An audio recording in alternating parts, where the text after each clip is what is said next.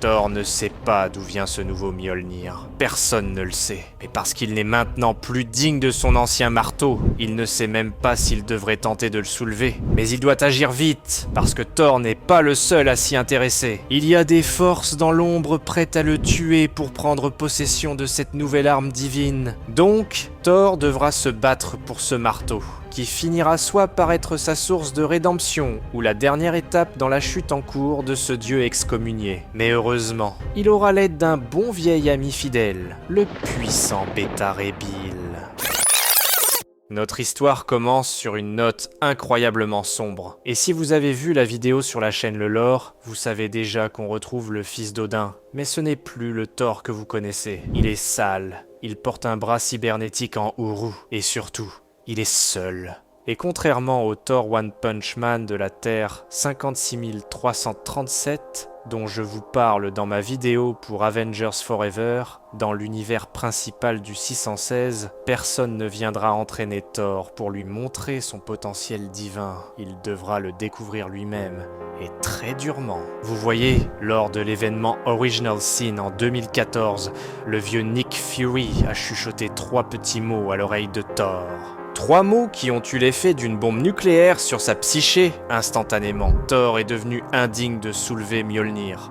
Depuis ce jour, une autre personne, son ancienne petite amie Jane Foster, en est maintenant devenue digne. Pour des raisons qui demandent une toute autre vidéo, mais croyez-moi que le récit est 100 fois meilleur que dans le film Thor Love and Thunder du MCU, qui a d'ailleurs tiré une bonne partie de son inspiration de ce comics et de celui que je vous raconte aujourd'hui. Mais bon, pour revenir à notre Thor déchu, il erre maintenant à travers l'univers sur le dos de son bouc magique. Il ne se compte plus parmi les Avengers. Sa position à Asgard est précaire et le royaume éternel sombre lentement vers le chaos.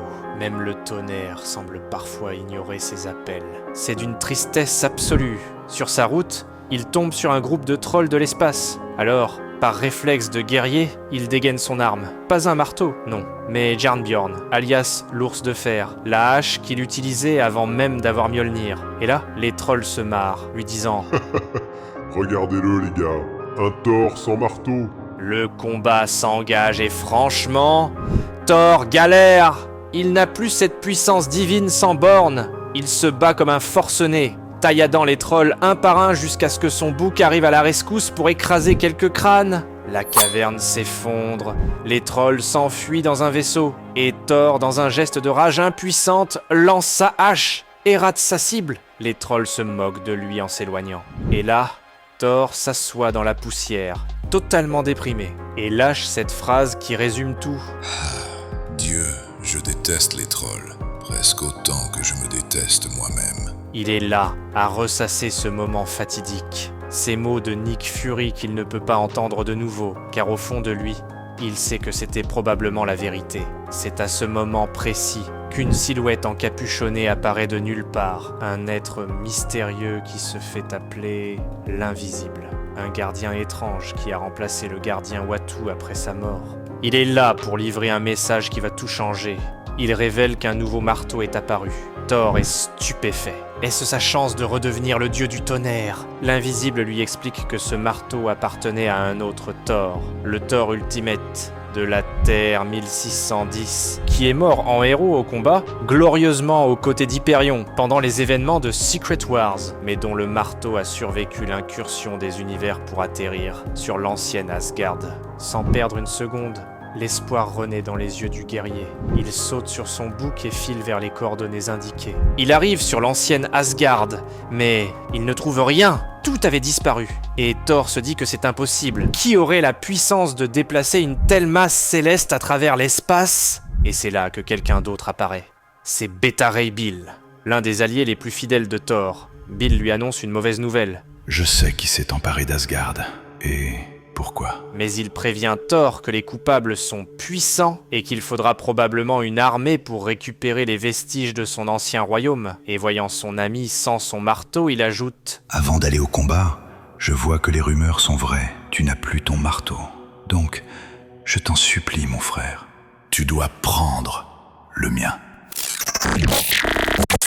Bétar et Bill met un genou à terre et tend son propre marteau, Stormbreaker, à Thor. Mais Thor lui dit « Mon vaillant compagnon, je ne sais pas quoi dire. » Et Bétaré lui répond « Dis simplement que tu acceptes. Je t'en prie, Thor. Il le faut. » Mais Thor n'est pas d'accord. Allez, lève-toi, mon frère. Je ne suis plus Thor, et ce Stormbreaker t'appartient.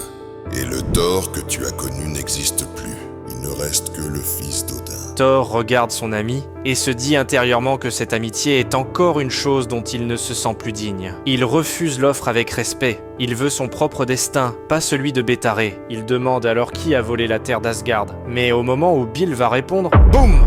Ils se font attaquer par surprise. Le vaisseau des attaquants ouvre le feu. Thor et Bill, en parfaits guerriers, ripostent. Et Bétaré réussit à détruire les envahisseurs avec la puissance du Stormbreaker. Mais il repère un immense vaisseau de transport au loin. Et à l'intérieur, une silhouette mystérieuse ordonne la détonation d'une arme ancienne. Une bombe en stase, fermentée depuis 9 millions d'années.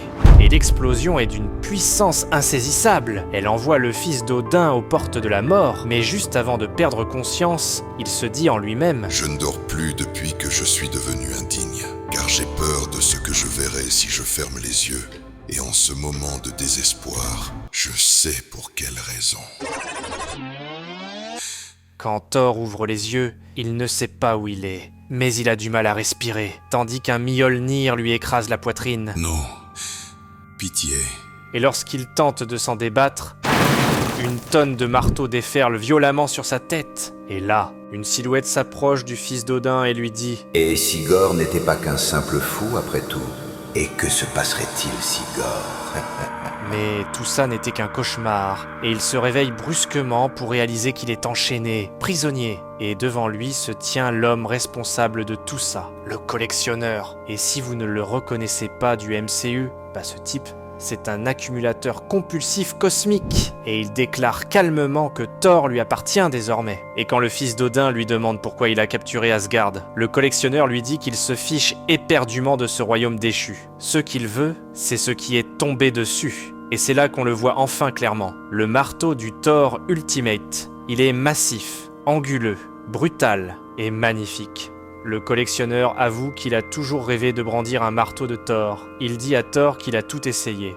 Des robots, des livres de sorts, rien ne marche. Alors, il a simplement découpé le morceau de sol sur lequel le marteau reposait pour l'emporter. Donc là, il a capturé le fils d'Odin pour qu'il lui révèle enfin le secret. Mais le fils d'Odin refuse. Pauvre idiot.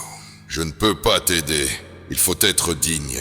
Le collectionneur, persuadé que Thor ment, sort une carte ignoble de sa manche. Il amène le dernier survivant de la planète d'Oarius, un enfant, et menace de le tuer si Thor ne parle pas. Il commence à compter. Et le fils d'Odin lui hurle « Vulgaire bâtard. Je ne peux même pas soulever mon propre marteau. Je ne peux pas me rendre digne. » Mais le collectionneur l'ignore et commence le décompte, lui laissant 5 secondes avant d'exécuter ce pauvre enfant innocent. La colère de Thor monte en flèche, et bizarrement, le marteau Ultimate commence à crépiter, réagissant à la rage du fils d'Odin. Des éclairs frappent les gardes, les envoyant valdinguer. Les chaînes de Thor volent en éclats. Il avance, pas à pas, vers le marteau. Il est si près, et au moment de le saisir... Le collectionneur lui tire dessus lâchement, mais ce n'est pas le pire, parce qu'il exécute sa menace sur l'enfant et demande à ses gardes de déposer le corps devant Thor pour qu'il le voie à son éveil, tandis que le fils d'Odin est traîné en cellule pour une séance de torture divine. C'est le vilain Thor est emprisonné, sans avoir le pouvoir de s'échapper. Dans la cellule voisine, il entend une voix. C'est une créature féroce, un chien de l'enfer qui se vante de sa brutalité. Et on apprend que c'est Loki qui lui a donné le nom de Tori, un chien de l'enfer aussi dangereux qu'il est hilarant. Mais tandis que le chien tente de causer avec le fils d'Odin, ce dernier est graduellement en train de sombrer dans une rage inhabituelle. Une rage qui peut le mener dans un état asgardien très dangereux. Et cette rage provient de l'accumulation de tous les échecs qui l'ont mené dans ce trou à rats. Mais heureusement, Beta Ray Bill, qui s'était aussi fait capturer mais qui a réussi à se libérer, arrive pour le sortir de là. Mais le fils d'Odin, émotionnellement instable et désespéré de retrouver son identité, craque complètement. Il succombe à un état appelé la folie du guerrier. Une condition asgardienne dangereuse qui débloque une rage aveugle incontrôlable. Et consumé par cette fureur, Thor attaque son propre ami. Il frappe Beta Ray en hurlant que le marteau lui appartient, et de l'intérieur il se dit « Je sens la rage du berserker prendre le contrôle. Je sens la gorge de mon ami s'écraser sous mes mains. Et Dieu m'aide, je m'en fiche. » C'est le chaos total. Et comme si ça ne suffisait pas, une autre équipe débarque pour voler le marteau. Proxima Minuit et Black Swan, les lieutenants de Thanos. Et on apprend qu'elle travaille pour une figure mystérieuse qui a passé un pacte avec Thanos pour reprendre le royaume d'Asgard. Mais dites-moi en commentaire si vous devinez qui c'est. De retour à Thor.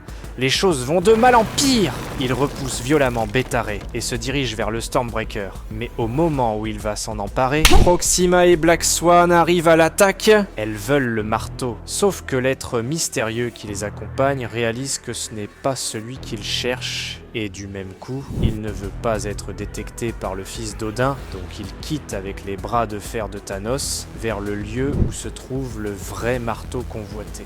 Mais pendant cet affrontement, Thor a de nouveau une vision de Gore qui l'éveille de son état de folie.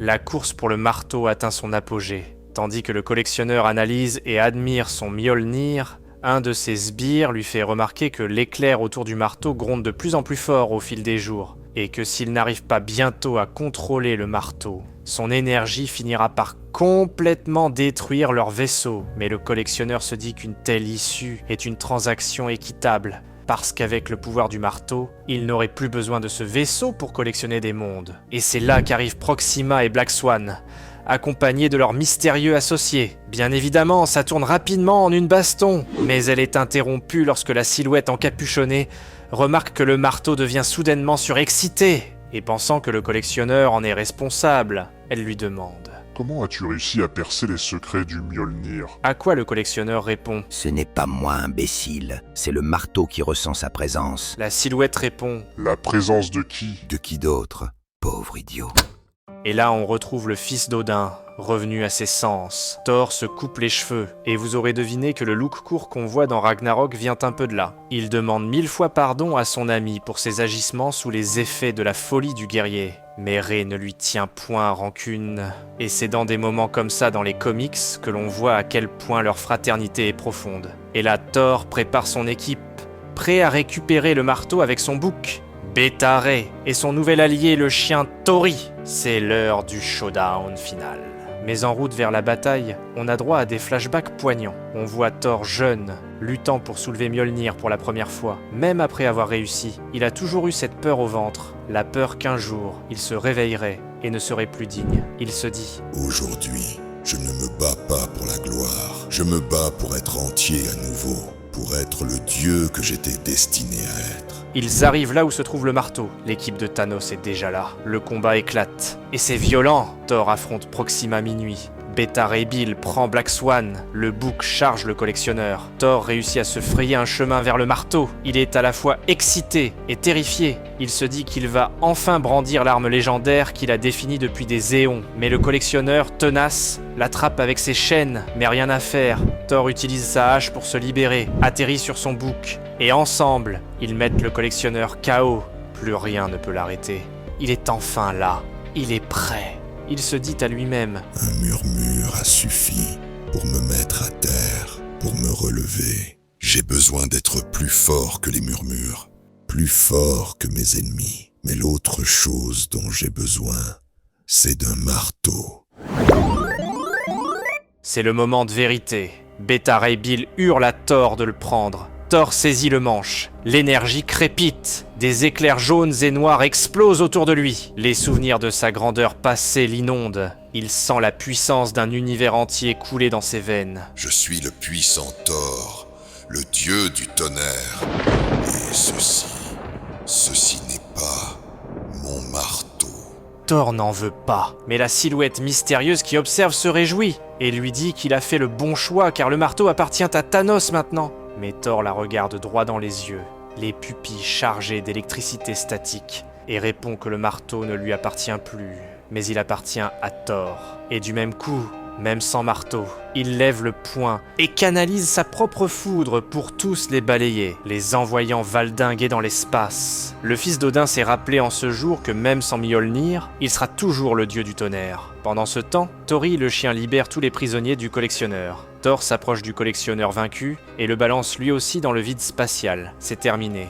Ils ont gagné, mais Thor ne prendra pas le marteau. Tu ne te crois pas digne? Demande Bill. Et Thor répond simplement. Aucun dieu n'est digne.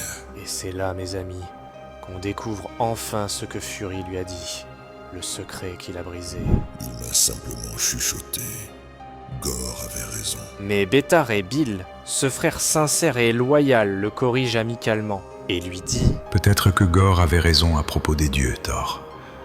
Mais il avait tort à propos de toi. Et Bétaré a raison, parce qu'aujourd'hui, sans marteau, sans titre, Thor s'est dressé face aux ténèbres. Il ne s'est pas battu pour être adoré, mais pour sauver ceux qui ne pouvaient pas le faire. Et c'est ça qui fait de lui un héros, pas un marteau. Même si au fond de lui-même, il sait que son Mjolnir reviendra un jour. Mais ça, c'est pour la suite.